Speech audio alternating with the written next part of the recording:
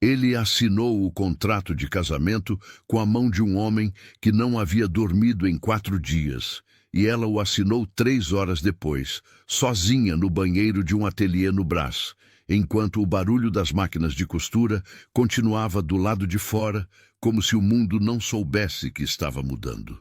Uma costureira e um bilionário. Um papel assinado por necessidade. E uma noite de núpcias, em que ele apareceu na porta do quarto com um travesseiro no braço e disse, em voz baixa, "Pode dormir, não vou te machucar." Ela não esperava o que veio depois. Apoie o canal, deixando seu like e comentário, e vamos para a nossa história.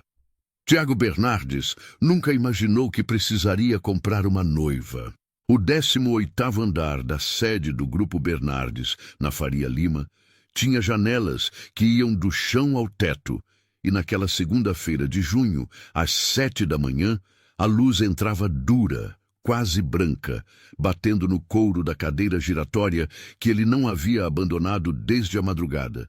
Havia uma xícara de café frio na beirada da mesa, 3 folhas impressas espalhadas sobre o vidro, e o som suave do ar-condicionado que não conseguia disfarçar o silêncio pesado que Tiago carregava dentro de si há semanas. Talvez há anos. Era difícil precisar o momento em que o silêncio havia virado morador fixo. Ele tinha 36 anos, ombros largos que os ternos cinza cobriam com elegância, e olhos castanho escuros que naquela manhã carregavam o peso específico de quem não dormiu, não por falta de tempo, mas por excesso de pensamento. A barba estava 2 dias além do ponto em que deveria estar aparada. O relógio no pulso marcava 7h22, e ele olhou para ele sem realmente ver as horas, porque o que ele estava vendo, na verdade, era o rosto do avô. Ernesto Bernardes, 78 anos, construído do mesmo material que as vigas dos prédios que edificou, denso, indobrável, permanente.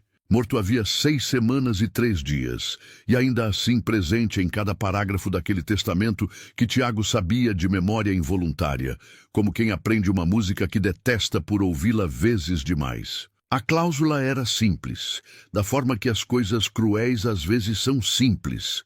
Tiago Bernardes deveria apresentar cônjuge registrado em cartório no prazo de 45 dias a partir da data de abertura do testamento, sob pena de transferência de 51% das ações do Grupo Bernardes ao herdeiro alternativo, Augusto Bernardes, filho do irmão mais novo de Ernesto. 45 dias. Ele estava no 39º.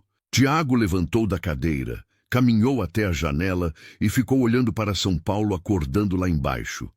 Os carros engarrafando a Faria Lima, os entregadores de moto navegando nos espaços impossíveis entre os veículos, uma mulher com casaco amarelo esperando no ponto de ônibus com uma sacola em cada mão. A cidade não sabia que ele estava em crise, a cidade não sabia de nada. Ela simplesmente continuava, indiferente e pulsa, como sempre havia feito. Ele pensou em Augusto. Não era difícil pensar em Augusto. Era difícil parar. O primo tinha 41 anos, um sorriso que chegava antes de qualquer palavra e desaparecia antes de qualquer sentimento, e uma relação com o Grupo Bernardes que sempre havia sido de observação cobiçosa, nunca de construção. Ernesto o havia mantido afastado da gestão durante décadas, com a fria precisão de quem conhece a natureza do problema e se recusa a deixar que ele se aproxime da solução.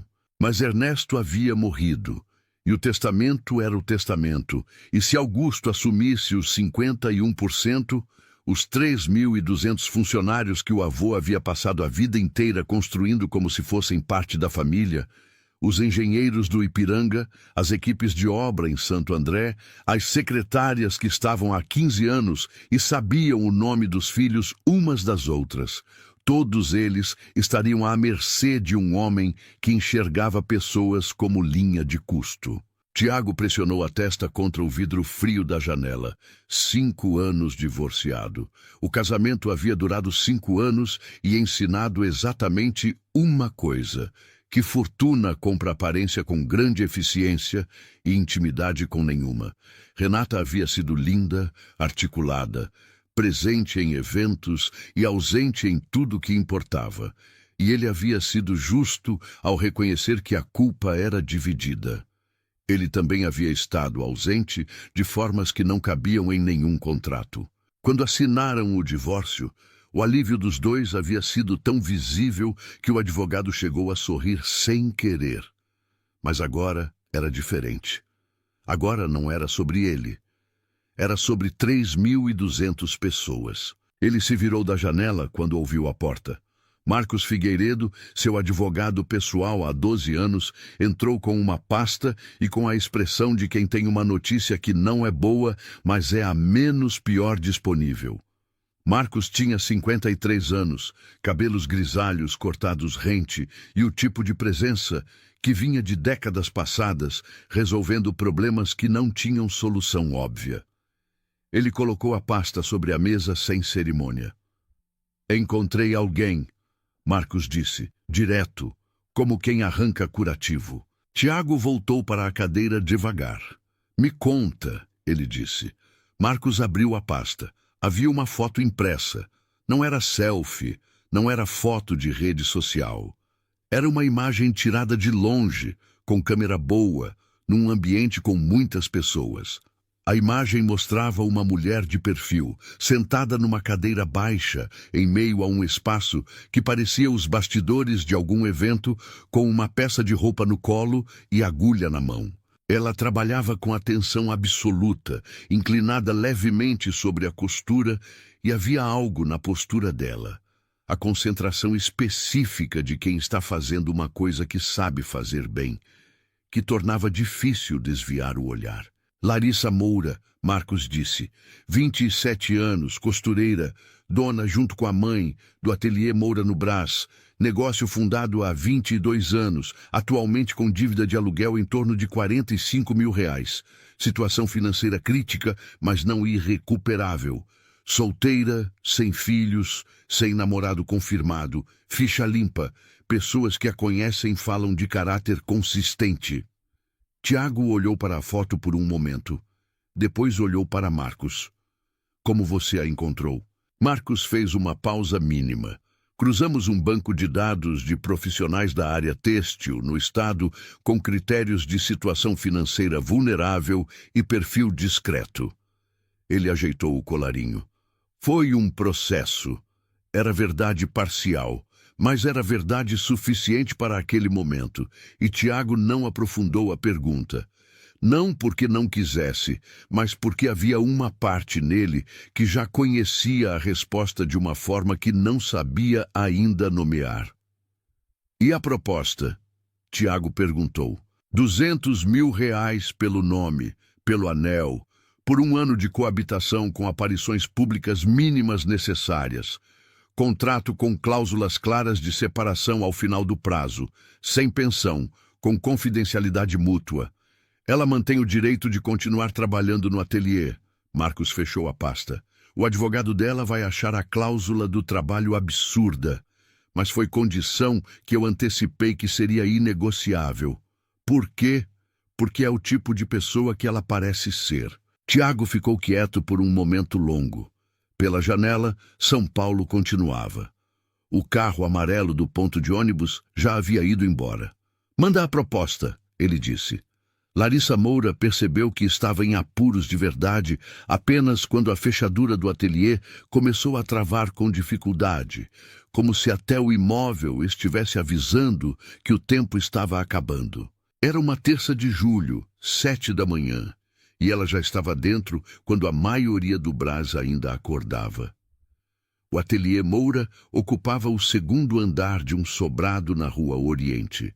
Uma sala comprida, com 4 máquinas de costura industriais, manequins ao longo da parede, prateleiras com tecidos organizados por cor e gramatura e uma mesa de corte no centro que havia sido comprada, usada quando Larissa tinha 12 anos e que ainda estava firme 22 anos depois. A mãe havia escolhido cada peça com o cuidado de quem sabe que não pode errar, E Larissa cresceu aprendendo esse mesmo cálculo: fazer durar, fazer bem, fazer com o que se tem.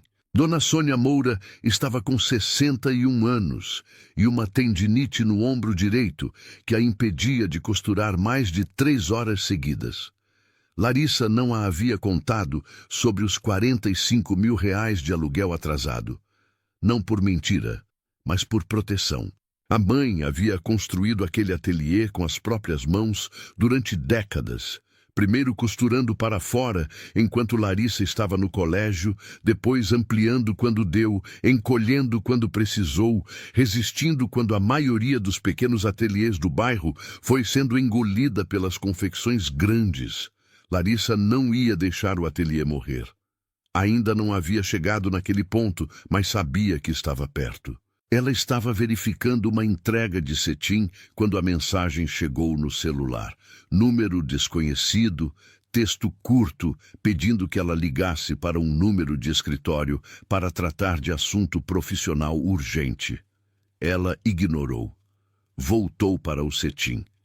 20 minutos depois, o número ligou diretamente. Era um advogado chamado Marcos Figueiredo.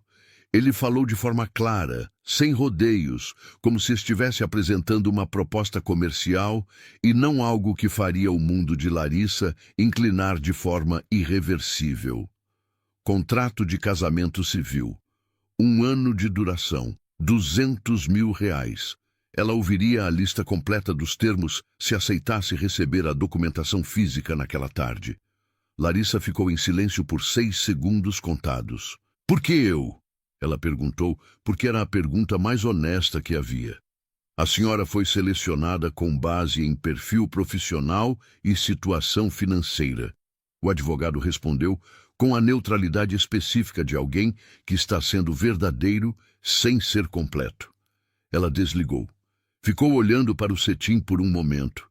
Depois foi ao banheiro, fechou a porta com a trava que sempre emperrava um pouco no calor, sentou na borda do vaso e ficou com o telefone na mão. 200 mil reais, 45 mil de dívida. Sobrava 155 mil, suficiente para regularizar o ateliê, comprar a máquina de bordado que a mãe havia querido há 10 anos e ainda ter fôlego para 2 anos de operação tranquila enquanto reconstruíam a carteira de clientes que havia encolhido. Ela sabia das contas de memória. Sabia o que sobrava e o que faltava com a precisão de quem viveu anos fazendo esse cálculo todo mês. Do lado de fora, as máquinas de costura continuavam. O mundo não havia parado para esperar pela decisão dela. Ela ficou no banheiro por 18 minutos. Quando saiu, ligou de volta para o advogado e disse que aceitava receber a documentação. Os documentos chegaram às 3 da tarde, entregues por um motoboy com maleta de couro. Larissa leu o contrato 3 vezes, a primeira correndo, a segunda devagar, a terceira com caneta na mão marcando cada cláusula que precisava entender. Havia ali linguagem jurídica densa que ela não dominava, mas havia também clareza suficiente.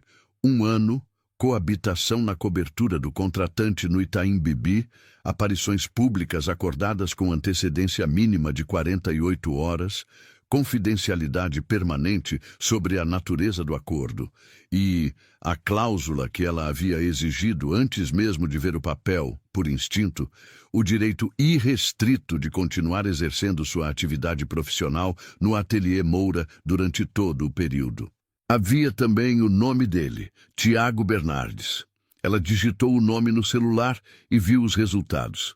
CEO do Grupo Bernardes.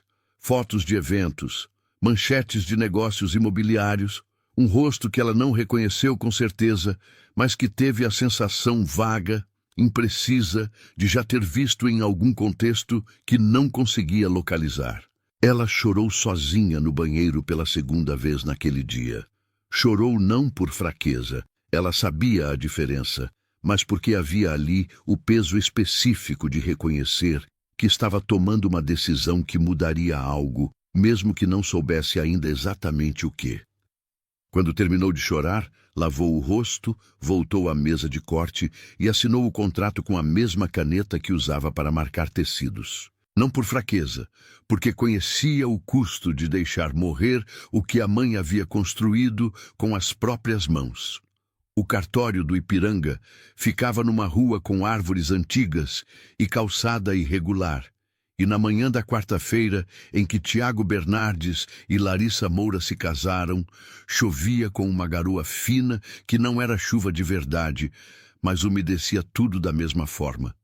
Havia 2 advogados como testemunhas e nenhum familiar presente. A ausência era parte do acordo, simples assim. Tiago chegou de terno cinza, o mesmo que havia usado 2 dias antes, numa reunião sobre incorporação em Alphaville, e havia olheiras que o nó da gravata não conseguia disfarçar. Estava pontual, firme, com os papéis na pasta que Marcos segurava.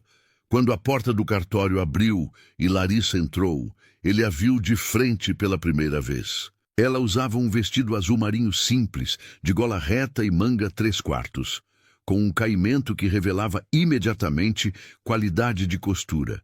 Nada estava sobrando, nada estava faltando. Cada ponto estava exatamente onde devia estar. Tiago percebeu a costura antes de perceber o rosto, e depois percebeu o rosto e ficou quieto por 1 segundo além do necessário. Ela era de uma beleza específica, do tipo que não pede atenção, mas a recebe mesmo assim. Cabelos castanhos presos num coque baixo, pele morena, olhos escuros que o encararam com uma seriedade que não era hostilidade, mas também não era abertura. Era simplesmente honestidade. Ela estava ali, sabia por que estava, não estava fingindo o contrário. Larissa Moura, ela disse, porque a situação pedia que alguém começasse. Tiago Bernardes, ele respondeu. Os 2 advogados trocaram um olhar rápido. O procedimento durou 22 minutos. O cartório tinha aquela temperatura específica dos lugares com ar-condicionado antigo e janelas fechadas, e o escrivão falou em tom monocórdio, enquanto os documentos eram verificados e os campos preenchidos. Larissa assinou com a mesma caneta azul de sempre. Tiago assinou com a caneta que Marcos havia colocado na sua mão. O carimbo caiu sobre o papel e foi o único som brusco de toda a manhã. Quando saíram, a garoa ainda caía.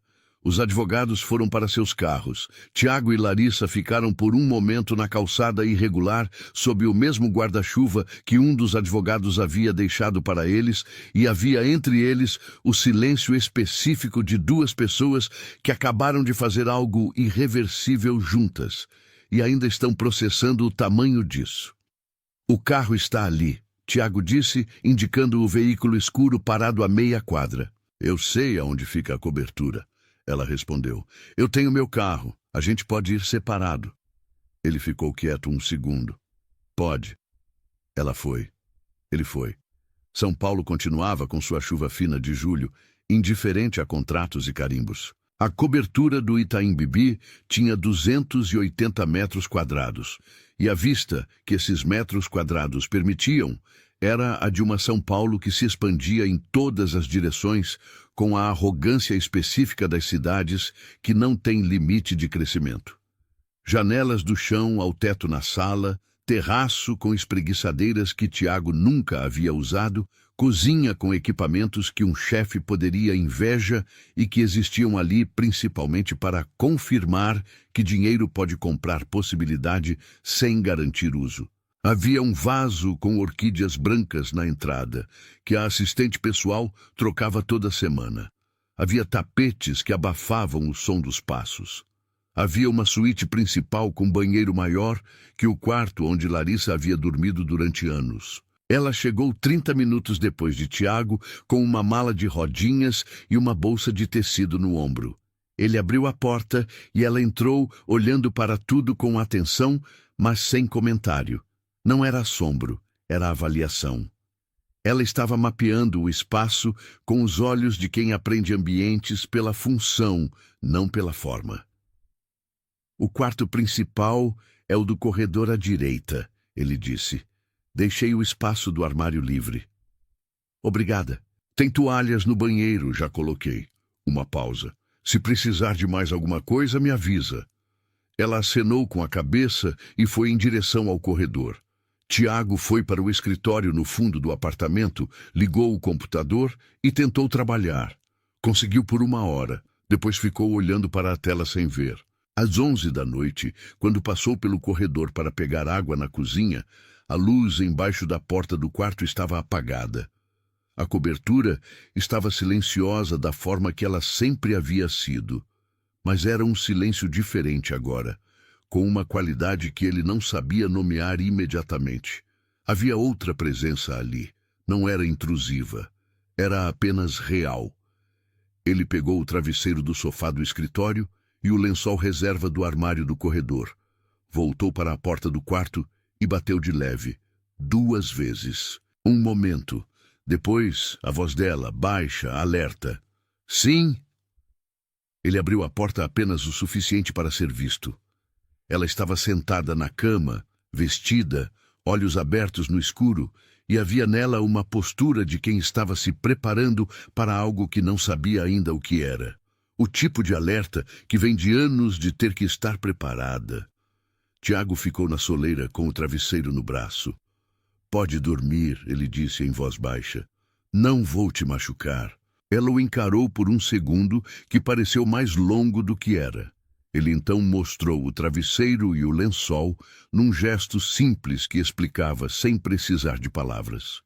Ia dormir no sofá da sala. Deixava o quarto inteiro para ela. Não havia nada além disso. A postura de Larissa não mudou visivelmente, mas os ombros baixaram 2 centímetros.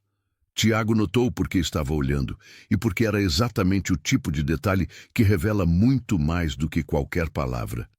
Boa noite, ele disse. Boa noite, ela respondeu. Ele fechou a porta com cuidado. Pela manhã, ela acordou com cheiro de café. Não era o aroma suave e equilibrado de uma máquina automática. Era o cheiro ligeiramente amargo de café passado errado, forte demais, como se alguém houvesse calculado mal a proporção. Ela ficou na cama por um momento processando o cheiro. Depois se levantou e foi até a cozinha. A cozinha estava vazia. Tiago havia ido para o trabalho cedo, mais cedo que ela, pelo silêncio do apartamento. Sobre a bancada havia uma xícara e dentro da xícara havia um bilhete dobrado em 4. Ela pegou o papel e abriu. A letra era firme, mas apressada, de alguém acostumado a escrever mais no teclado do que à mão. Não sei fazer café, mas tentei. Tem pão no armário. Larissa ficou parada com o bilhete na mão por um momento. Depois olhou para a xícara, onde o café escuro esperava com seu excesso de amargura. Ela abriu a geladeira, achou leite, colocou o suficiente para equilibrar. Experimentou. Ainda estava forte, mas estava bebível. Ela bebeu em pé, olhando para São Paulo pela janela da cozinha, com o bilhete dobrado na mão. Não era o que ela havia esperado. Não era frieza, não era distância, não era o silêncio controlado de quem está tolerando uma inconveniência necessária. Era um travesseiro debaixo do braço e uma frase simples no escuro. Era café passado errado e um bilhete que não precisava existir, mas existia. Ela não sabia ainda o que fazer com isso. Mas dobrou o bilhete novamente e o guardou no bolso do casaco com o cuidado específico de quem guarda uma coisa pequena que talvez importe mais tarde. Os dias seguintes, na cobertura do Itaim Bibi, foram estranhos da forma específica que as coisas novas são estranhas antes de virarem rotina. Não desconfortáveis o suficiente para serem insuportáveis, não familiares o suficiente para serem naturais. Tiago saía cedo e voltava tarde. Larissa saía depois e voltava antes. Havia uma janela de 2 horas, entre 7 e 9 da noite, em que os dois podiam estar no mesmo espaço, sem o amortecedor do trabalho. E nas primeiras semanas, essa janela foi preenchida com a gentileza neutra de 2 adultos que conhecem as regras. Ela havia negociado no contrato o direito de continuar no ateliê, cláusula que Marcos havia achado desnecessariamente complicada e que Tiago havia aprovado sem hesitar, com uma rapidez que o advogado registrou, mas não comentou.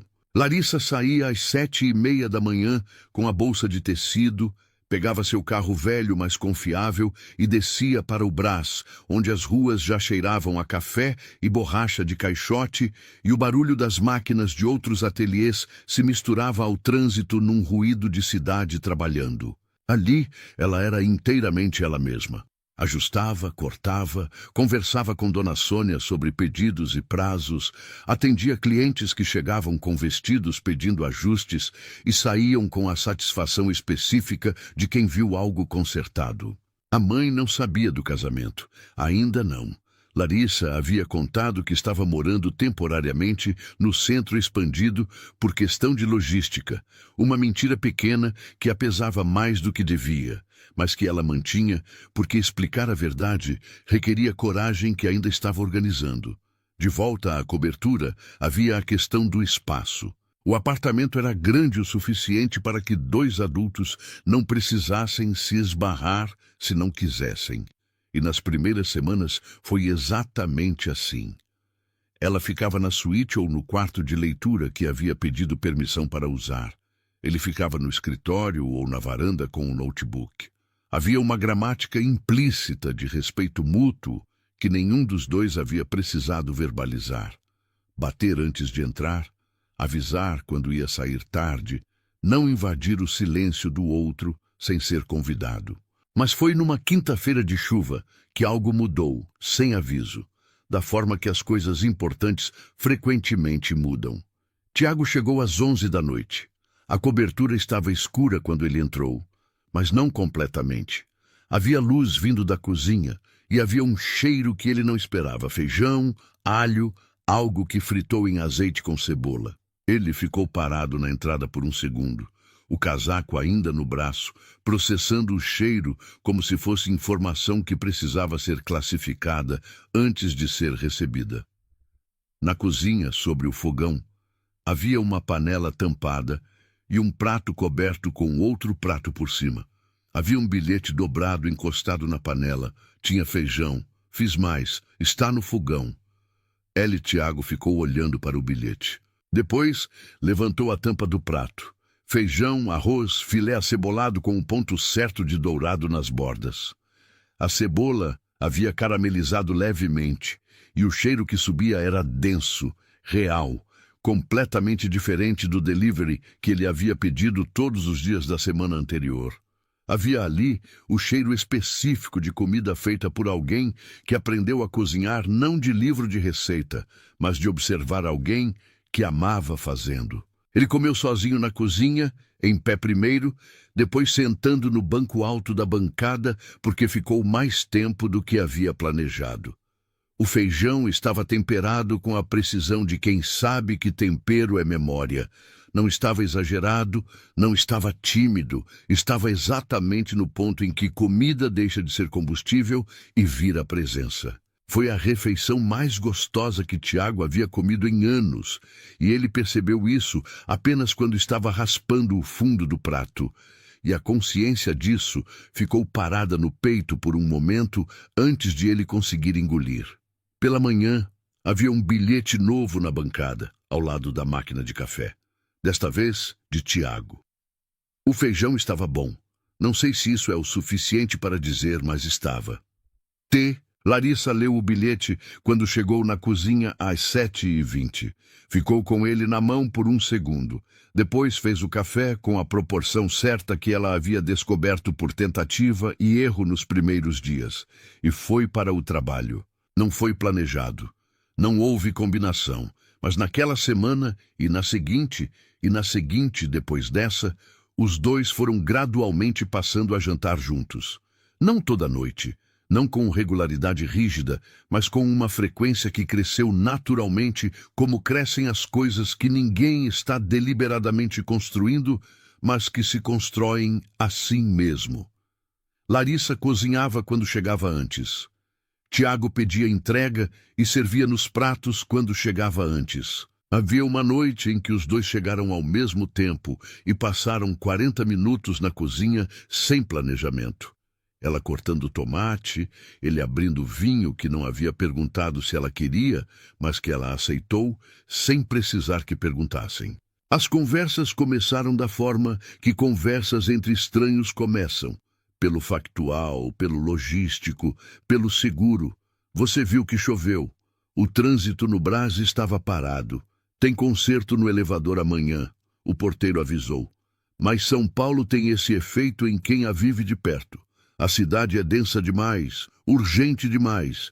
E ela vai infiltrando a conversa com perguntas que pedem resposta real. Foi numa noite de terça-feira, com a cidade vista pela janela da cozinha como um campo de luzes irregulares se estendendo até o horizonte, que Tiago disse uma coisa que não havia planejado dizer. Ele estava com o copo de vinho na mão, olhando para as luzes, e Larissa estava secando um prato com o pano de prato que ela havia comprado, porque os que havia no apartamento eram todos brancos e formais e pareciam mais decoração do que uso. Meu avô nunca me chamou pelo nome, ele disse. Ela não respondeu imediatamente. Continuou secando o prato, mas devagar. Como ele te chamava? Ela perguntou, sem inflexão de julgamento. O herdeiro. Tiago virou o copo levemente, observando o movimento do vinho. Em reuniões, em jantares de família, em qualquer contexto, era sempre o herdeiro, como se eu fosse um cargo antes de ser uma pessoa. Uma pausa. Cresci achando que ser o herdeiro era quem eu era. Levei um tempo para perceber que a confusão era dele, mas que eu tinha deixado ela virar minha. Larissa colocou o prato na prateleira. Pegou outro. Meu pai foi embora quando eu tinha 9 anos, ela disse, com a voz neutra de quem já contou isso para si mesma tantas vezes que a dor virou fato. Acordei numa manhã e ele não estava mais. Nenhuma nota, nenhum telefonema. Só o espaço vazio onde as coisas dele ficavam. Ela dobrou o pano de prato sobre o ombro. Minha mãe ficou olhando para a porta por 3 dias, como se ele fosse voltar. No 4º dia, ela ligou a máquina de costura e começou a trabalhar. Tiago ficou quieto. Aprendi a costurar naquela semana, Larissa continuou. Não aprendi bem. Tinha 9 anos, os pontos eram tortos, o fio embolava. Mas aprendi porque minha mãe estava costurando e eu precisava estar perto dela. E depois fui ficando porque descobri que costurar era criar coisas que durassem. Uma pausa pequena. Coisas que não iam embora. O silêncio que veio depois não foi constrangedor. Foi o tipo de silêncio que acontece quando 2 adultos reconhecem ao mesmo tempo que estão se vendo de verdade. Não a versão de apresentação, não a versão de contrato, mas a versão de baixo de tudo isso. Eram 2 pessoas acostumadas a não ser suficientes, ele como cargo, ela como sobrevivente, descobrindo que um para o outro, naquele momento específico, bastavam exatamente como eram. O feijão de hoje ficou ainda melhor do que o da semana passada, Tiago disse, quebrando o silêncio com o factual, porque a outra coisa que havia no silêncio ainda era grande demais para ser nomeada. Larissa deixou escapar algo que quase foi um sorriso. Coloquei mais louro. É isso. Ela foi para o quarto. Ele ficou mais um pouco olhando para as luzes. Pela primeira vez em muitos meses, talvez em anos, era difícil precisar. O apartamento não parecia uma cobertura com vista. Parecia um lugar onde alguém morava. As aparições públicas exigidas pelo contrato começaram na 3ª semana. A primeira era um jantar de negócios no restaurante Rubaiyat da Faria Lima, com 3 casais do Conselho Consultivo do Grupo e seus cônjuges. Um ambiente onde todos conheciam Tiago e ninguém conhecia Larissa, e onde o silêncio discreto que antecedeu a chegada deles carregava a curiosidade específica de pessoas que viram o convite dizer Tiago Bernardes e esposa e passaram a semana especulando quem seria. Larissa havia aparecido na sala às 8h30, com um vestido que ela mesma havia costurado, azul petróleo, gola assimétrica, fechamento lateral que exigia olhar 2 vezes para entender como funcionava. Era sofisticado, sem tentar ser, O tipo de peça que fica na memória não pelo preço, mas pela precisão. Tiago estava de terno escuro e a viu vir do corredor e ficou parado por um segundo, além do necessário. Novamente, como havia ficado no cartório, mas desta vez por razão diferente. Pronta? Ele perguntou. Há quanto tempo? Ela respondeu, e havia ali leveza suficiente para que ele soubesse que ela estava bem. No restaurante, a entrada deles foi notada com a sutileza específica dos ambientes de alto padrão. Ninguém vira a cabeça completamente, mas todos veem. Tiago a apresentou pelo nome, sem adjetivos, sem contexto além do necessário. Larissa. Ela cumprimentou cada pessoa com firmeza e atenção. Olhou nos olhos, respondeu perguntas com frases que nunca foram longas demais, nem curtas demais. Havia nela uma presença que não vinha de treino. Vinha de alguém que passou anos lidando com clientes diferentes, em contextos diferentes, e aprendeu que a atenção genuína é a única moeda que funciona em qualquer classe social. Numa certa hora da noite, Mariana Costa, esposa de um dos conselheiros, arquiteta, com o tipo de olhar que avalia tudo profissionalmente, inclinou-se levemente para Larissa e disse: "Seu vestido é extraordinário. De onde é?" "É meu", Larissa respondeu. Mariana piscou. "Você fez?" "Costurei, sim." O silêncio de 2 segundos que se seguiu foi do tipo que antecede uma recalibração. Mariana abriu um sorriso diferente do que havia antes. Não mais o sorriso de recepção protocolar, mas o genuíno. Tiago, que estava numa conversa ao lado, mas com parte da atenção ali, ouviu o trecho e sentiu algo se mover no peito de uma forma que não identificou de imediato, mas que era próximo de orgulho, e distante o suficiente de orgulho para ser outra coisa. No carro de volta, São Paulo desfilava pelas janelas com suas luzes de noite alta e eles estavam em silêncio. Mas era o silêncio confortável que havia começado a se instalar entre eles. O tipo que não exige preenchimento. "Você foi bem", Tiago disse. "Não precisava ir bem", ela respondeu sem rispidez. "Era só um jantar." "Para você era. Para mim era mais complicado." Ela virou levemente para ele. "Por quê?" Ele ficou um segundo. "Porque eu estava nervoso." Ela ficou quieta. "Não por você", ele continuou, como se precisasse ser preciso. "Nervoso de que alguma coisa desse errado de um jeito que te prejudicasse." Larissa olhou para a janela. A cidade passava. Havia algo naquela frase que ela recebeu devagar, como quem recebe tecido delicado, sem apertar, sem deixar cair. Não era o que ela havia esperado de um homem que a havia contratado para ser cônjuge de conveniência. Não era frieza, não era distância, era preocupação real, dita em voz baixa, sem cerimônia. Ela percebeu que estava olhando para o perfil dele. O cansaço honesto, nas linhas do rosto, as mãos no volante que eram mãos de quem trabalha mais do que aparece, a postura de alguém que carrega mais do que deve e não pede ajuda porque não foi ensinado que isso é permitido. Não era raiva, não era desconforto, não era a guardada distância do contrato. Era algo que ela não estava preparada para nomear ainda, e então não nomeou. "Deu tudo certo", ela disse em voz baixa.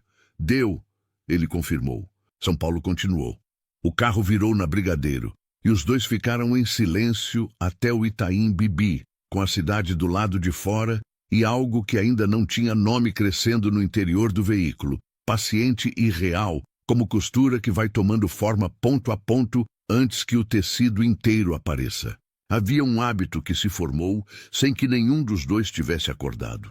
Na sexta-feira à noite, depois do jantar, quando o fim de semana abria um espaço de tempo que não tinha obrigação de reunião ou evento, os dois ficavam na varanda por um tempo variável. Às vezes 15 minutos, às vezes quase 1 hora, olhando para São Paulo com suas bebidas e o silêncio de quem não precisa mais preencher espaço para provar que está confortável. Foi numa dessas sextas que Larissa mencionou o tecido de linho que havia chegado no ateliê. Um rolo de cor errada que o fornecedor havia mandado por engano, mas que era tão bonito que ela não conseguia devolver ainda. Tiago fez uma pergunta sobre o linho, não por educação, mas porque havia algo na forma como ela falava de tecido que mudava a qualidade da voz dela, ficava mais presente, mais aberta. E a pergunta levou a uma explicação sobre trama e urdidura que durou 40 minutos. E foi a conversa mais detalhada e mais genuína que os dois haviam tido até então. Ela percebeu que estava gesticulando. Ela quase nunca gesticulava. Ele percebeu que havia virado completamente para ela, com o copo de água esquecido na beirada da cadeira, ouvindo com a atenção que normalmente reservava para coisas que importavam.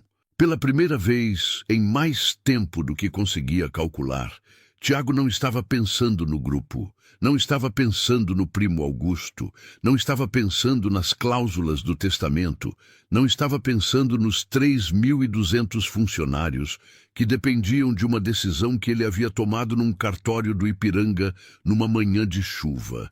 Estava pensando em linho, em ponto de trama, na diferença entre tecido bom e tecido que parece bom, mas rasga na primeira tensão real. E estava pensando, sem conseguir não pensar, que havia semanas que acordava com uma leveza discreta que não reconhecia de imediato como leveza, só reconhecia em retrospecto, quando o dia fechava e ele percebia que havia passado sem o peso habitual. Não era o que o contrato previa, mas era o que estava acontecendo. Larissa parou no meio de uma frase sobre acabamento de barra e olhou para ele, e o que ela viu nele era alguém que estava presente de verdade, sem reserva, sem o filtro de CEO que ele usava como segunda pele em quase todos os outros contextos. Era alguém que estava simplesmente ali, ouvindo e achando o que ouvia genuinamente interessante. Ela sentiu o coração acelerar de uma forma que reconheceu como aviso. Terminou a frase sobre acabamento de barra, bebeu um gole da água, mudou levemente de assunto para algo mais neutro, porque o outro assunto estava ficando perigoso de uma forma que ela não estava pronta para administrar. Tiago notou a mudança de assunto. Não disse nada, mas notou. E quando foram dormir naquela noite, ela no quarto principal, ele no quarto que havia se tornado oficialmente o quarto dele nas semanas anteriores, porque dormir no sofá havia sido substituído gradualmente por um arranjo mais sensato que nenhum dos dois havia precisado nomear em voz alta. Os dois levaram consigo o mesmo peso discreto de algo que estava crescendo e que ainda não tinha nome, mas que já ocupava espaço. Foi num sábado de agosto que a verdade veio à tona, não como explosão, mas como aquelas costuras que cedem devagar. Um ponto, depois outro, até que o tecido inteiro abre e você percebe que o problema estava ali desde o começo, invisível, mas real. Larissa estava no ateliê sozinha naquela manhã. Dona Sônia havia ido à missa e depois almoçaria com a irmã. E havia uma calma específica no ateliê quando ela estava sozinha que Larissa sempre havia valorizado. O barulho das máquinas de fora, o cheiro de tecido e linha, a luz que entrava pela janela alta e caía oblíqua sobre a mesa de corte. Era ali que ela se encontrava de volta a si mesma com mais facilidade. O lugar onde sabia com precisão quem era e o que fazia. Ela estava organizando uma caixa de aviamentos quando achou, no fundo de uma gaveta que precisava ser arrumada há meses, uma pilha de revistas de moda que alguém havia deixado ali em algum momento. Ela as folheou distraidamente, a mente na lista de entregas da semana seguinte, até que uma imagem a fez parar. Era uma foto de evento, um desses registros de festa de lançamento que revistas de comportamento publicam nas páginas do meio, cheios de gente conhecida, posando com copos na mão e sorrindo para câmeras que todos fingem não estar notando. A legenda identificava as pessoas por nome: executivos, arquitetos, estilistas. E ali, num canto da imagem, num segundo plano que quase não aparecia, havia um homem de perfil observando algo fora do enquadramento. Tiago Bernardes, CEO do Grupo Bernardes, presente no evento de lançamento da coleção Primavera do estilista Renato Maia, nos Jardins. Larissa ficou com a revista na mão. O evento de moda nos Jardins. Ela havia feito reparos de emergência nos bastidores daquele evento. Ela se lembrava. Vestidos que haviam chegado com costuras cedidas, um zíper que havia travado 20 minutos antes do desfile, a correria específica dos bastidores que ela conhecia bem, porque era convocada para esse tipo de serviço com frequência, a costureira de confiança que resolvia o que não podia ser deixado para depois. Ela havia estado ali, naquele evento, 8 meses atrás. Ela ficou olhando para a foto por um tempo que não conseguiu medir. Depois, fechou a revista com cuidado, como se fechasse algo que precisava ser aberto com mais preparo. A pergunta que começou a se formar naquele momento não era simples. Era a pergunta que vem quando os pontos que não se encaixavam começam a se encaixar de uma forma que muda o padrão inteiro. Ela voltou para casa mais cedo do que o habitual. Tiago estava no escritório da cobertura quando ouviu a porta. Era mais cedo do que ele esperava. Larissa geralmente chegava por volta das 6. Eram 4:30. Ele saiu do escritório e a encontrou na sala, com o casaco ainda no braço e a bolsa ainda no ombro, como se não houvesse decidido ainda se ia ficar. Ela estava olhando para ele de uma forma que ele não havia visto antes. Não era hostilidade, era avaliação. A mesma que ela usava com tecido quando precisava descobrir a composição real de algo antes de decidir como tratar. Você esteve no evento de lançamento da coleção do Renato Maia, ela disse. Não era pergunta. Tiago ficou quieto. Havia um segundo, brevíssimo, mas real, em que ele poderia ter dito não sei do que você está falando. Poderia ter construído a distância segura que a situação permitia. Mas era Larissa quem estava na sua frente, com os olhos que não aceitavam meia resposta, e havia semanas suficientes de jantar juntos e varanda e conversas de linho para que ele soubesse que a distância segura era exatamente o que não devia acontecer agora. Estive, ele disse. Ela não se moveu. Há 8 meses. Sim, eu estava lá. Eu sei. O silêncio que veio depois tinha peso e temperatura. Era o tipo de silêncio em que muito pode ser dito antes de qualquer palavra. Quanto tempo você me observou? Ela perguntou, com a voz que tinha quando segurava algo que poderia tremer, mas estava decidida a não deixar. Tiago respirou fundo. Havia aprendido com as semanas anteriores que ela não queria versões suavizadas. Queria a verdade com a textura real que ela tinha. 40 minutos, ele disse. Talvez um pouco mais. Ela fechou os olhos por um segundo. Abriu. E quando o advogado trouxe meu nome, ela disse devagar, como quem precisa construir a frase enquanto fala para não perder o fio. Você reconheceu. Reconheci. E não disse. Não disse. Ela o encarou por 1 minuto inteiro. Tiago não desviou o olhar, não porque fosse fácil, mas porque era o mínimo que ela merecia. Ela tinha o direito de olhar para ele com toda a clareza que quisesse e ele tinha a obrigação de não se esquivar. Você me escolheu sabendo quem eu era, ela disse, e ainda assim não me disse. Não havia acusação gritada na frase. Era pior do que grito. Era constatação dita em voz baixa, com a precisão de quem está costurando a realidade com pontos firmes para que ela não se desfaça depois. Tiago abriu a boca. Larissa, não! A interrupção foi suave, mas absoluta. Não agora. Ela foi para o quarto. A porta fechou sem barulho, que era mais difícil de receber do que se tivesse batido. Tiago ficou parado no centro da sala com São Paulo do lado de fora e o silêncio pesado do lado de dentro, e sentiu o peso específico de quem acaba de perder algo que não sabia que tinha até o momento em que o perdeu. Ela passou 3 dias sem dirigir palavra além do necessário. Não era crueldade. Larissa não era do tipo que usa silêncio como punição. Era processamento. Era o tempo que ela precisava para organizar o que havia sentido quando os pontos se encaixaram, para separar o que era raiva do que era mágoa, e o que era mágoa do que era algo mais complicado, mais fundo, a sensação específica de descobrir que havia sido vista antes de consentir em ser vista, que alguém havia sabido quem ela era, enquanto ela ainda não sabia que havia alguém sabendo. Não era violação. Ela entendia isso racionalmente, mas havia ali uma assimetria que doía de uma forma difícil de nomear. Ele a havia escolhido com informação que ela não tinha, e isso tornava o contrato que ela havia assinado, achando que era transação entre iguais em necessidade, algo diferente. Mais complicado, com uma camada a mais que ela precisava examinar antes de saber o que fazia com ela. Nos 3 dias, eles dividiam o apartamento com a cortesia cuidadosa de quem respeita uma fronteira não desenhada, mas completamente clara. Bom dia. Boa noite. A geladeira está com pouco leite. Obrigada.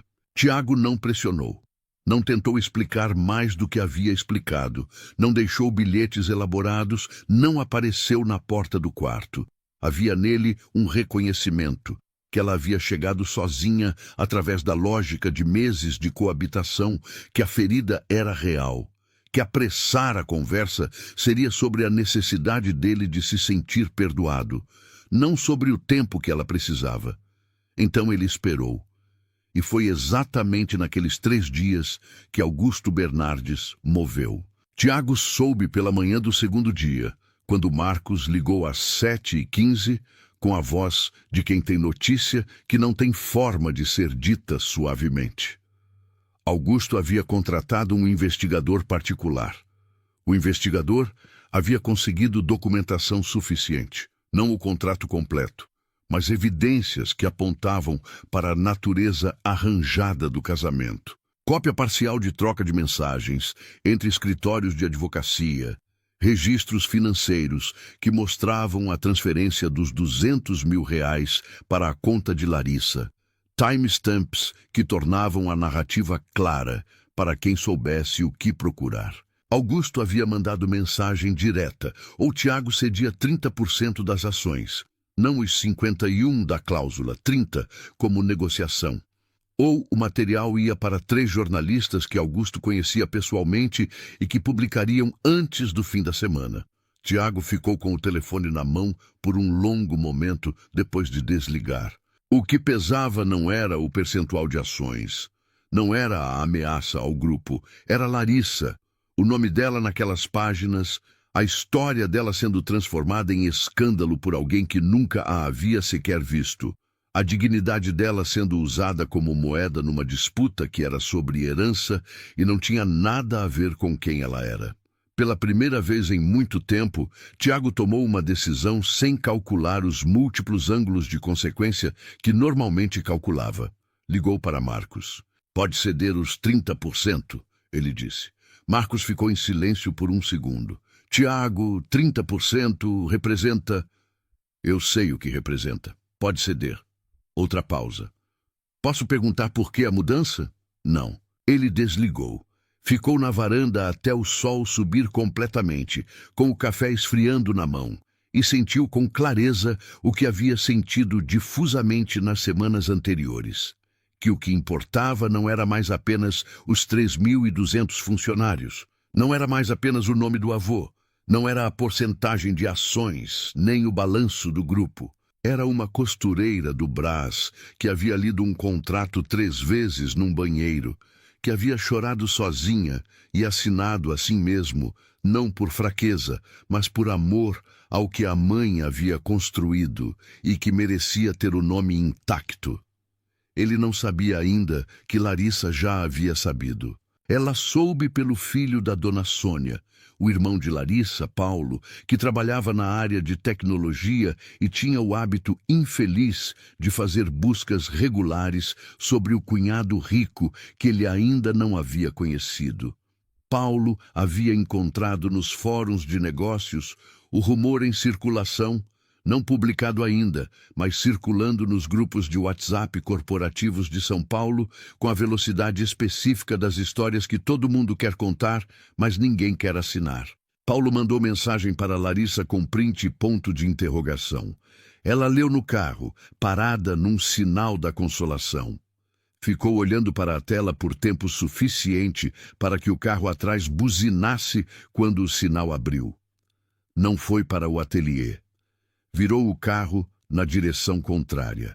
A sede do Grupo Bernardes, na Faria Lima, ocupava os 3 últimos andares de um prédio com fachada de vidro espelhado que refletia o céu de São Paulo em tons de cinza e azul, dependendo da hora. Larissa estacionou no subsolo com o crachá de visitante que o porteiro lhe deu, com a eficiência neutra de quem não faz perguntas sobre esposas que chegam sem agendamento. E subiu no elevador até o 18º andar com a bolsa de tecido no ombro, o contrato impresso nas mãos. Ela havia guardado uma cópia na gaveta do ateliê desde o primeiro dia, por instinto. E a cópia relevante da cláusula do testamento de Ernesto Bernardes, que Marcos havia enviado como anexo durante as negociações, e que ela havia arquivado sem saber por quê. Agora sabia por quê. A recepcionista do 18º andar a reconheceu. Havia fotos, havia o evento do Rubaiyat, havia circulação suficiente, e a encaminhou para a sala de reuniões onde Augusto Bernardes estava, segundo a agenda do dia, em reunião com um assessor jurídico. Larissa abriu a porta sem bater. Augusto Bernardes tinha 41 anos. E aquele tipo de aparência que é o resultado de dinheiro aplicado consistentemente em roupas, academia e confiança performática. Ele levantou os olhos quando a porta abriu e passou por um rearranjo rápido de expressão. Surpresa, avaliação, algo que tentou virar charme, mas não chegou lá. Você deve ser, ele começou. Larissa Moura Bernardes, ela disse, entrando e fechando a porta atrás de si. O assessor jurídico do lado, um homem mais novo com óculos finos, fez um movimento de levantar que ela ignorou completamente. Pode ficar, ela disse para o advogado, porque testemunha era útil. Ela colocou as 2 folhas sobre a mesa de reunião com precisão. O contrato de um lado, a cláusula do testamento do outro. Augusto olhou para os papéis, olhou para ela. Ouvi dizer que você tem material sobre a natureza do nosso casamento, ela disse, com a voz que usava quando negociava prazo de entrega com clientes difíceis. Firme, sem agressividade, completamente sem medo. E que pretende usar esse material para forçar uma negociação de ações com meu marido. Augusto fez aquele sorriso que chegava antes das palavras. É uma situação delicada, não para mim. Ela indicou o contrato. Esse documento é um contrato legalmente firmado entre 2 adultos. A legislação brasileira não estabelece impedimento para contratos de casamento com cláusulas financeiras, o que torna qualquer narrativa de fraude juridicamente fraca. Ela indicou a cláusula do testamento. E esse documento é a cláusula testamentária que seu avô Ernesto estabeleceu. Não seu pai. Seu avô, o mesmo homem cujo nome está em 8 prédios dessa cidade, cujo nome aparece no histórico de todas as realizações do grupo que você quer fatiar. Augusto parou de sorrir. Você pode destruir minha imagem, Larissa disse devagar, dando peso a cada palavra. Pode me colocar nos jornais como a costureira que se casou por dinheiro. Pode construir a narrativa que quiser sobre mim, porque eu sou desconhecida o suficiente para que a narrativa cole. Ela fez uma pausa. Mas vai destruir a imagem do seu avô junto. O testamento vai aparecer. As cláusulas vão aparecer. E São Paulo vai ler que Ernesto Bernardes, o homem que construiu tudo isso com as próprias mãos, desconfiava tanto do próprio neto que escreveu uma cláusula para mantê-lo afastado do controle. Ela inclinou levemente a cabeça. Escolhe. O silêncio na sala tinha textura, O assessor jurídico estava imóvel, olhando para os papéis sobre a mesa com a expressão de quem está fazendo cálculos rápidos. Augusto ficou olhando para ela por um momento longo. O sorriso não havia voltado. Você é muito diferente do que eu esperava, ele disse.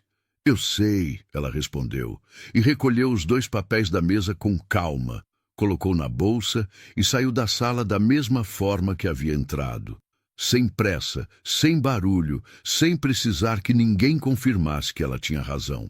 No elevador de volta ao subsolo, ela ficou de costas para a porta espelhada e respirou fundo uma única vez, deixando o ar sair devagar. As mãos estavam completamente firmes. Percebeu que estava surpresa com as próprias mãos. Não era arrogância. Era o reconhecimento específico de quem age a partir de algo verdadeiro e descobre no momento em que age que verdade tem uma firmeza que ensaio não consegue imitar. Ela saiu para a Faria Lima.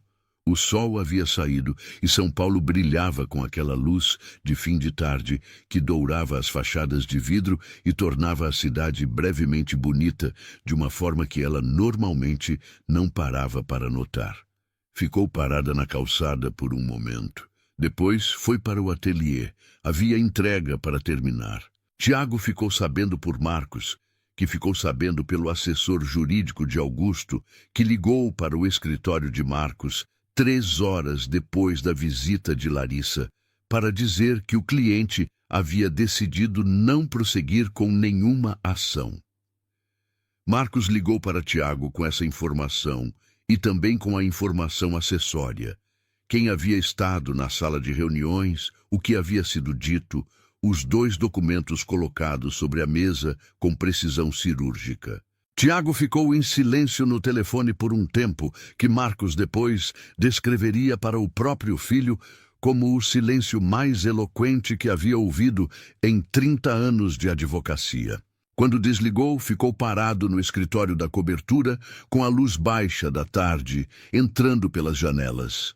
Havia ali algo que ele precisava reorganizar internamente. A imagem que havia construído das semanas anteriores.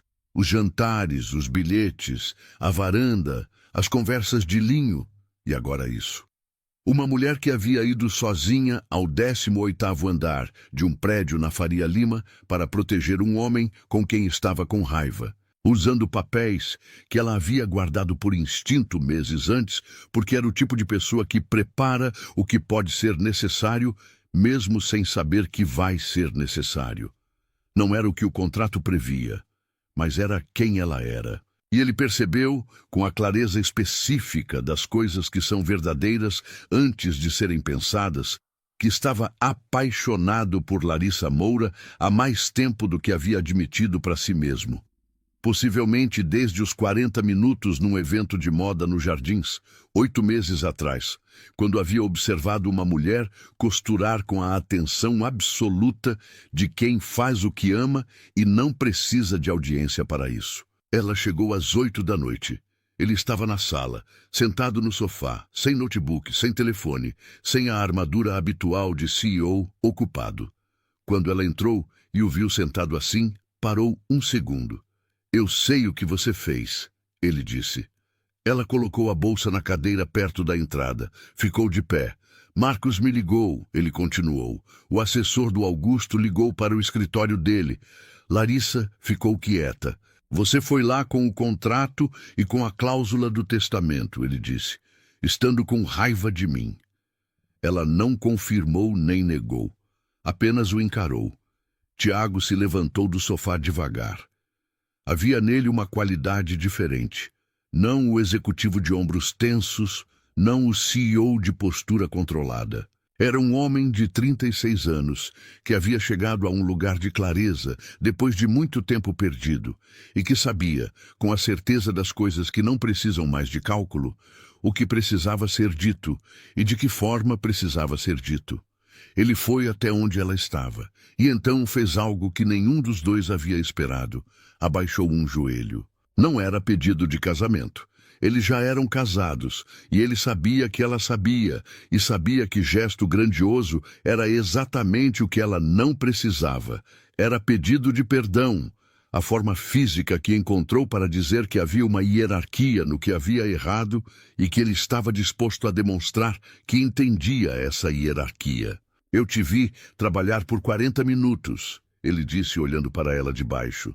E depois aprovei seu nome quando o advogado trouxe sem ser honesto sobre isso. Coloquei você numa situação que criou risco para você sem que você tivesse consentido ao risco completo. Uma pausa. E o que sinto há semanas deixou de ser qualquer coisa que o contrato previa, e eu demorei para admitir porque tenho medo de coisas que não posso controlar. Ela ficou olhando para ele por um momento longo. Havia nela, naquele momento, o mesmo peso das decisões reais, não as fáceis, que se tomam por impulso, mas as que pesam porque importam de verdade, porque envolvem abrir algo que estava fechado e aceitar que aberto significa vulnerável. Ela o levantou pelos ombros. As mãos dela eram firmes, de costureira, com a força específica de quem passa anos trabalhando com tensão e resistência. Então negocie de novo, ela disse em voz baixa. Dessa vez, sem papelada, só você e eu. Ele a olhou de perto com aquela atenção que ela havia aprendido a reconhecer como a forma mais honesta que ele tinha de estar presente. Com que termos? Ele perguntou. Ela deixou os ombros dele, mas não recuou. Você me conta as coisas antes que eu precise descobrir por conta própria, ela disse. Você vai ao ateliê quando eu pedir e não faz cara de que é favor. Você aprende a fazer café direito ou para de tentar. Havia algo na última parte que era leveza, e ele reconheceu leveza quando viu, porque estava aprendendo a reconhecer as formas que ela usava. A segunda cláusula é fácil, ele disse. A primeira eu vou trabalhar. A terceira é injusta. A terceira é a mais importante. Vou continuar tentando o café. Eu sei. São Paulo estava do lado de fora, como sempre havia estado, densa, barulhenta, completamente indiferente ao que acontecia no 15º andar de uma cobertura no Itaim Bibi. Mas havia ali dentro algo que não precisava da cidade para existir. Era quieto e real, construído de bilhetes dobrados e feijão no fogão e 40 minutos observando alguém trabalhar com atenção absoluta. A matéria específica das coisas que duram.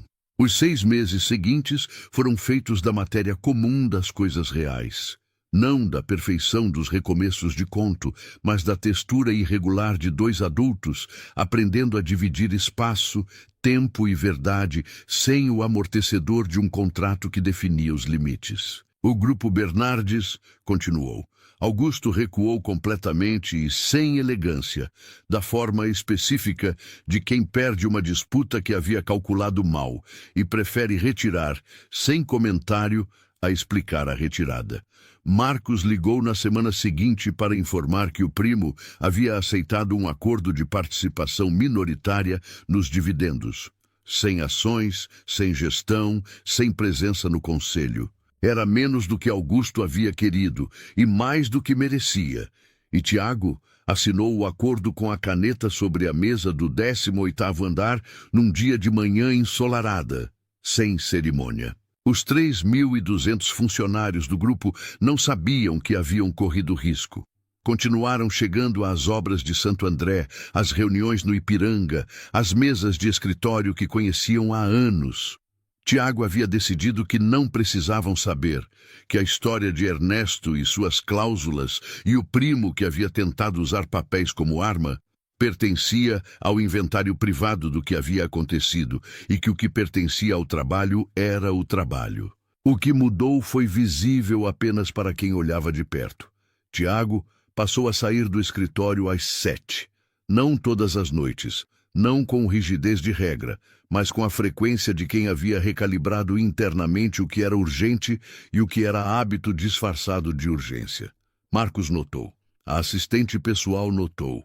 Ninguém comentou, porque havia nele uma qualidade diferente nos dias seguintes à mudança. Uma presença mais inteira, menos distribuída entre 10 frentes simultâneas. e presença assim, nos ambientes de trabalho, tende a ser respeitada mesmo quando não explicada. Em casa, as coisas continuaram crescendo da mesma forma que haviam começado, devagar, sem forçar, pelos cantos. Larissa havia feito uma pergunta direta uma semana depois daquela noite na sala.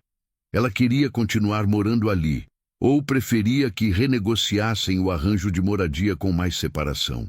Havia na pergunta a honestidade que ela aplicava a tudo. Não assumia resposta, não construía expectativa, perguntava o que precisava saber. Tiago havia respondido com a mesma honestidade. Queria que ela ficasse, não por contrato, por escolha. Ela havia ficado quieta um segundo. Depois, então eu fico. Foi a negociação mais simples que os dois já haviam feito, e a mais importante.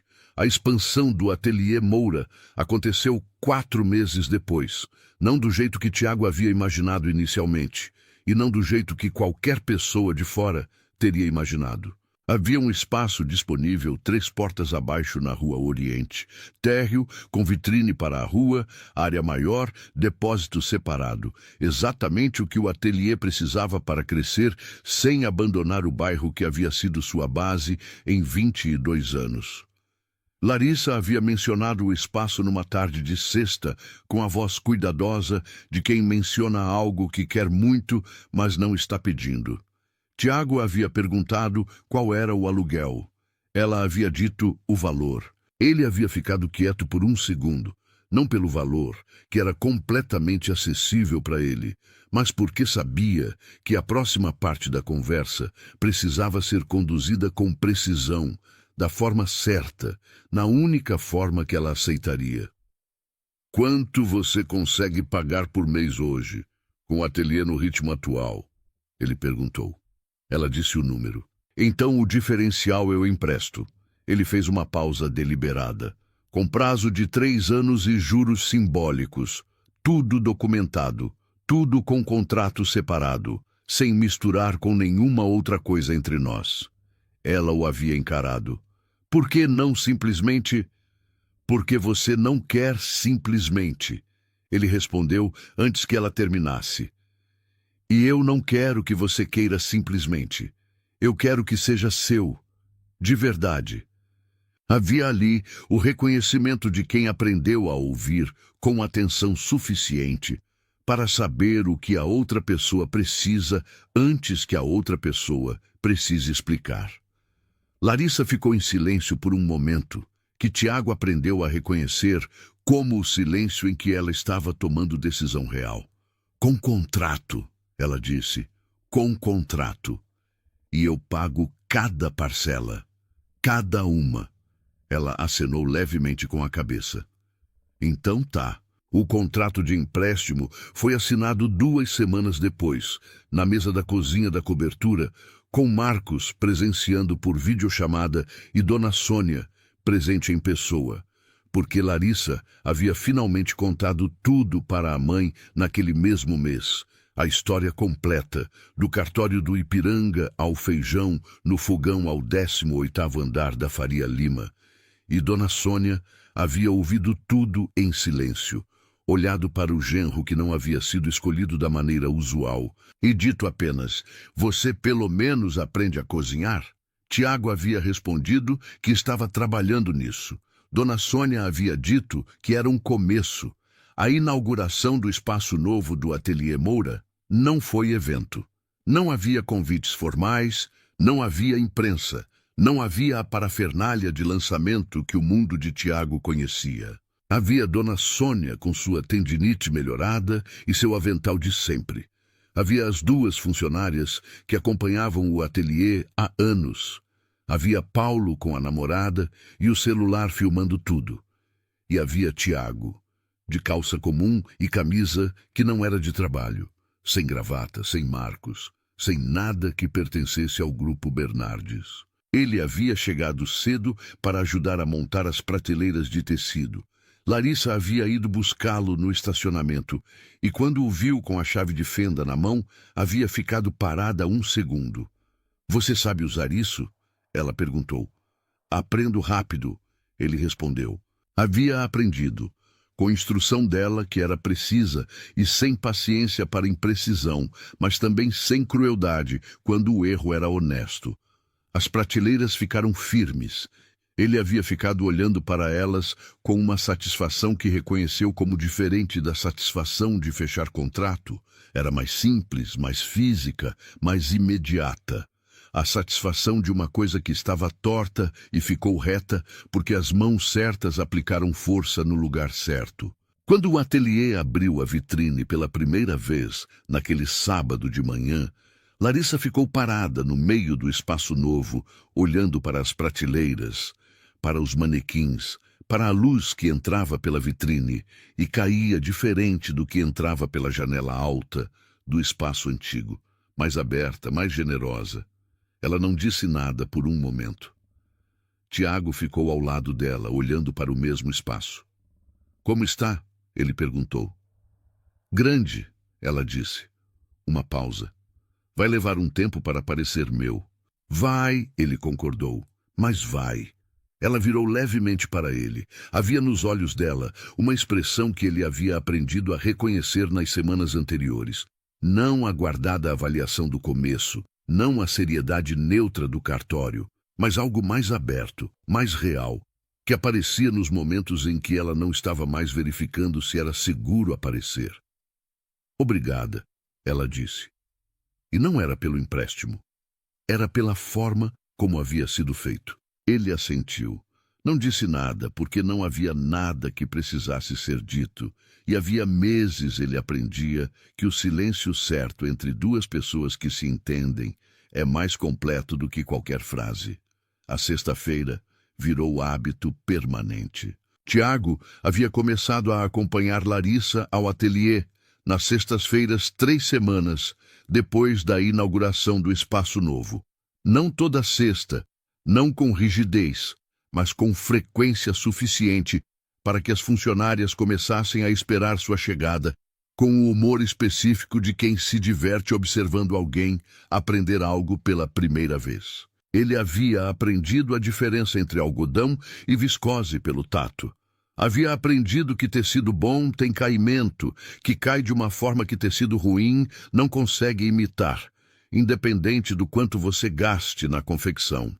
Havia aprendido que o som da máquina de costura industrial é inicialmente ensurdecedor e depois se torna paisagem, parte do ambiente, como o trânsito para quem mora na avenida. Havia aprendido, observando Larissa trabalhar, que havia uma concentração específica no ato de costurar, a mesma que ele havia observado nos bastidores do evento nos Jardins 8 meses antes. Mas agora com proximidade suficiente para entender o que havia naquela concentração. Não era fechamento, não era fuga, era presença absoluta. Era o oposto de tudo que ele havia feito durante anos, distribuindo atenção entre 10 frentes e nunca dando 100% para nenhuma. Ele estava aprendendo, pelo exemplo dela, como ser inteiramente presente em um lugar de cada vez. Numa das sextas, enquanto ele tentava aprender um ponto básico que Larissa havia tentado ensinar por 40 minutos, com paciência crescentemente testada, ela por fim tomou as mãos dele nas suas e ajustou o ângulo, o movimento, a tensão do fio. "Assim", ela disse. Ele tentou. O ponto saiu torto, mas reconhecível. "Melhorou", ela disse, com a honestidade que nunca inflava além do real. "Ainda está torto. Está, mas na direção certa." Havia ali uma frase que era sobre costura e sobre tudo mais ao mesmo tempo, e os dois souberam disso sem precisar dizer. Numa tarde de dezembro, 4 meses depois da inauguração do ateliê novo, Larissa fechou o espaço mais cedo. Havia combinado com Dona Sônia de passar pela casa da mãe para jantar e havia perguntado a Tiago, numa mensagem direta e sem cerimônia, se ele ia junto. Ele havia respondido que ia. A casa de Dona Sônia ficava num bairro da Zona Leste, com rua arborizada e calçada irregular, que lembrava o Ipiranga. O tipo de bairro que São Paulo preserva em Bolsões entre a expansão, onde as casas ainda têm quintal e os vizinhos ainda se conhecem pelo nome. A casa era pequena, pintada de amarelo claro, com janelas de madeira, com um jardim na frente, onde Dona Sônia cultivava temperos e uma roseira que havia sobrevivido a décadas de São Paulo, como se estivesse provando um ponto. Paulo estava lá com a namorada. A irmã de Dona Sônia, tia Regina, havia aparecido sem avisar como fazia desde sempre. Havia na mesa da sala de jantar uma quantidade de comida que só faz sentido quando quem cozinha aprendeu que a mesa é forma de dizer que você importa. Tiago sentou entre Larissa e Paulo e, durante o jantar, falou menos do que ouviu. Não por timidez, mas pela mesma atenção que havia aprendido nas sextas-feiras do ateliê, a presença de quem está completamente ali. Dona Sônia contou histórias do ateliê nos primeiros anos, quando as máquinas eram alugadas e o espaço cabia numa sala. E ela costurava até meia-noite com Larissa dormindo no sofá ao lado. Paulo contou histórias de infância que faziam Larissa fechar os olhos com a expressão de quem foi traído por testemunha. Tia Regina perguntou a Tiago sobre os prédios com uma curiosidade genuína, que ele respondeu com mais detalhe do que costumava dar em entrevistas, porque havia ali interesse real, e interesse real merece resposta real.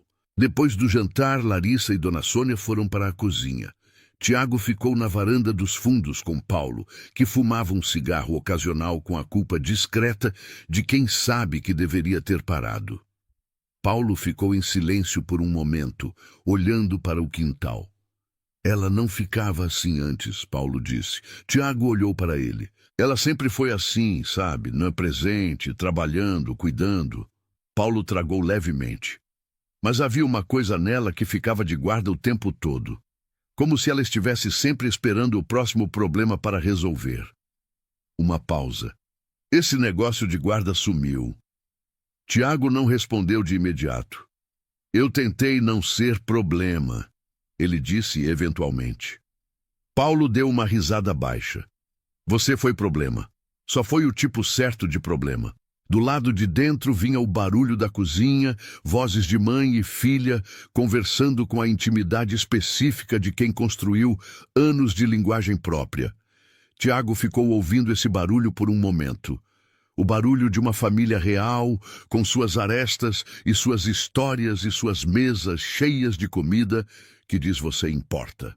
Pela primeira vez, em mais tempo do que conseguia calcular, ele não estava pensando no grupo, não estava pensando em Augusto, não estava pensando em cláusulas ou porcentagens, ou o nome do avô em fachadas de prédio.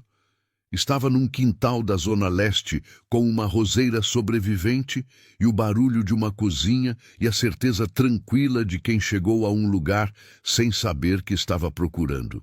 Quando Larissa apareceu na porta da varanda com 2 cafés, feitos por ela, na proporção certa, não amargos demais, e o olhou com aquela expressão aberta que havia aprendido a reconhecer como a versão mais inteira dela, ele percebeu que estava sorrindo antes de ter decidido sorrir. Ela entregou o café, ficou ao lado dele, olhando para o quintal. A roseira estava florescendo, pequenas flores vermelhas que São Paulo não havia conseguido impedir, teimosas e precisas e completamente reais. E ali, naquele quintal da Zona Leste, com cheiro de café certo e barulho de família dentro de casa, Tiago entendeu o que era riqueza. Não era o 18º andar da Faria Lima, não era os 280 metros quadrados de cobertura com vista para São Paulo, não era a porcentagem de ações, nem o nome nos prédios. Era isso. Café na temperatura certa, entregue por mãos que sabiam o que estavam fazendo. Era quintal com roseira que sobrevive porque foi plantada por alguém que acreditou que ia sobreviver. Era estar completamente presente num lugar, sem calcular, onde deveria estar ao mesmo tempo. Era ser visto por alguém que não precisava do que você tem para enxergar quem você é. Era construir ponto a ponto, com a matéria certa, algo que não rasga na primeira tensão real. E isso era suficiente. Era tudo. Era exatamente tudo.